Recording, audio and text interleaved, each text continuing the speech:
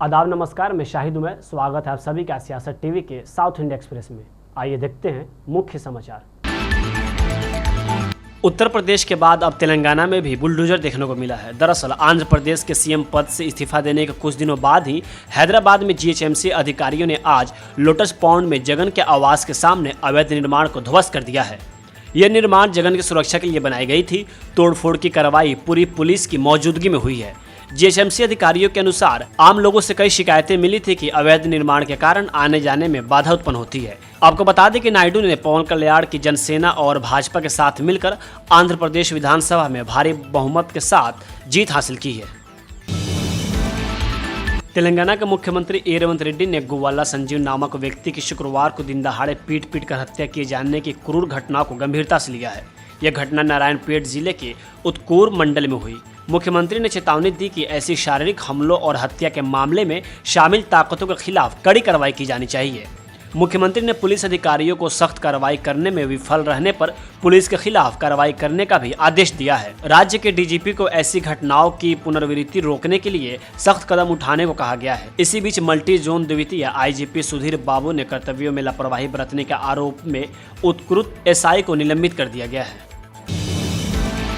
केंद्रीय गृह राज्य मंत्री बंडी संजय कुमार ने भाजपा के राष्ट्रीय महासचिव तरुण चुग, जो तेलंगाना के पार्टी प्रभारी, उनसे मुलाकात की और लोकसभा नतीजों के बाद तेलंगाना की मौजूदा स्थिति पर चर्चा की। चुग ने कहा कि भाजपा द्वारा तेलंगाना में 4 लोकसभा सीटें जीतकर वोट बैंक में प्रभावशाली बढ़ोतरी दर्ज करने के बाद तेलंगाना में भाजपा के पक्ष में एक नया उभार आया है। दोनों नेताओं ने आधे घंटे से ज्यादा समय तक मुलाकात की और राज्य में बीजेपी की ताकत बढ़ाने के तरीकों पर चर्चा की। चुग ने कहा कि लोकसभा चुनाव में भाजपा का वोट शेयर बढ़कर 35% हो गया है और ये प्रधानमंत्री नरेंद्र मोदी की कल्याण और विकास योजनाओं पर स्पष्ट जनादेश है। आगे उन्होंने कहा कि चुनाव नतीजे कांग्रेस पार्टी के प्रति लोगों की निराशा को दर्शाते हैं, जिसने केवल 5 महीनों में विश्वसनीयता खो दी है। चुग ने कहा कि BRS का सफाया हो गया और कांग्रेस बैकफुट पर है, जो आने वाले दिनों में तेलंगाना में भाजपा के लिए स्पष्ट रास्ता होने का संकेत है।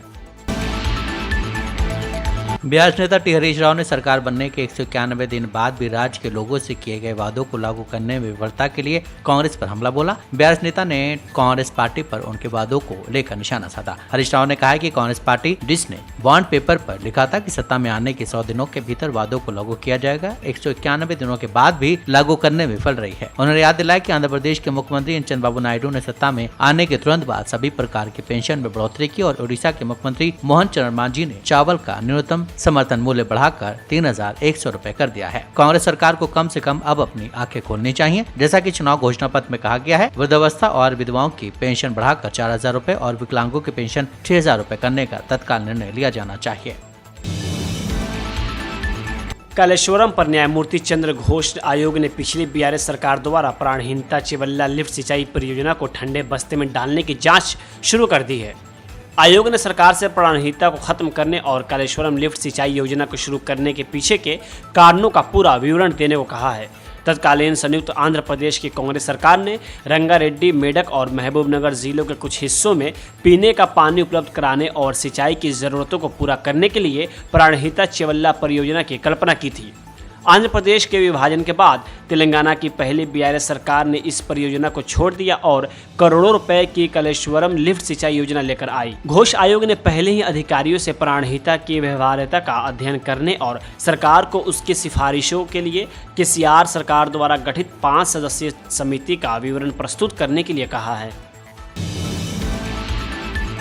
आंध्र प्रदेश के मुख्यमंत्री एन चंद्रबाबू नायडू ने काकीनाडा के एक निवासी के लिए 5 लाख रुपए की वित्तीय सहायता और 10,000 रुपए मासिक पेंशन की घोषणा की है, जिसे कथित तौर पर पूर्व YSR जगनमोहन रेड्डी के नेतृत्व वाली YSRCP सरकार द्वारा उत्पीड़न का सामना करना पड़ा था।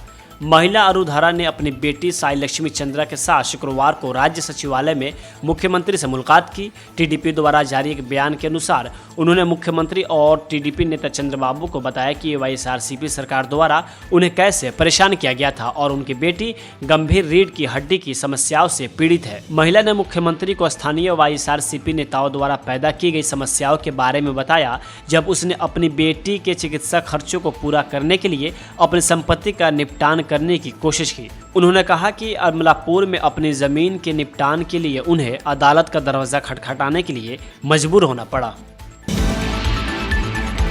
आरएसएस नेता इंद्रेश कुमार के बयान पर बीजेपी नेता सीटी रवि का कहना है कि हमने इंद्रेश कुमार का बयान सुना है, उन्होंने अहंकार की बात कही है। आरएसएस हमेशा संस्कृति का प्रसार करता है, वो संस्कृति का प्रसार कर देशभक्ति के लिए प्रेरित करता है। हमने प्रेरणा को स्वीकार कर लिया है। आरएसएस से देशभक्ति के लिए, समाज की सेवा करने की प्रेरणा, हम उस मार्गदर्शन के साथ काम करेंगे। उन्होंने बीजेपी से सीधे तौर पर बात नहीं की। हम उनकी बातों का सम्मान करेंगे, हम उनकी बातों का पालन करेंगे।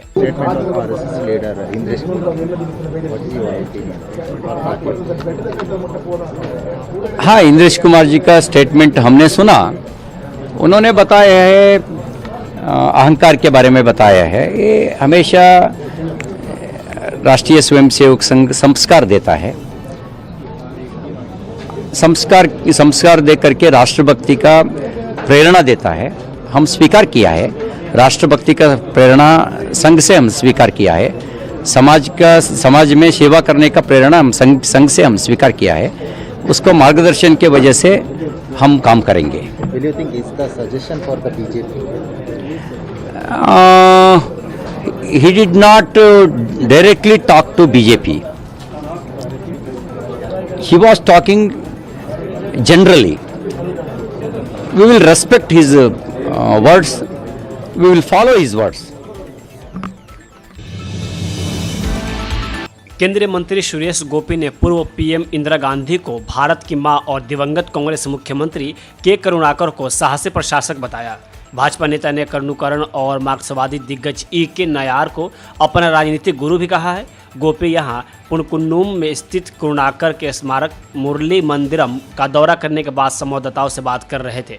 दिलचस्प बात यह है कि सुरेश गोपी ने करुणाकर के बेटे और कांग्रेस नेता मुरलीधरन की उम्मीदों पर पानी फेरते हुए त्रिशूर लोकसभा निर्वाचन क्षेत्र जीता था। मीडिया कर्मियों से करुणाकर स्मारक की उनकी यात्रा को कोई राजनीतिक अर्थ न जोड़ने का आग्रह करते हुए भाजपा नेता ने कहा कि यहां अपने गुरु के प्रति सम्मान व्यक्त करने आए हैं। उन्होंने कहा कि नायर और उनकी पत्नी शारदा टीचर की तरह करुणाकर के साथ उनके घनिष्ठ संबंध थे। अभिनेता से नेता बने अभिनेता ने कांग्रेस के दिग्गज नेता की प्रशासनिक क्षमताओं की भी सराहना की और उन्होंने अपनी पीढ़ी का साहसी प्रशासक करार दिया। साउथ इंडिया एक्सप्रेस यहीं होता है समाप्त। मुझे दे इजाज़त। बाकी खबरों के लिए बने रहें सियासत टीवी के साथ।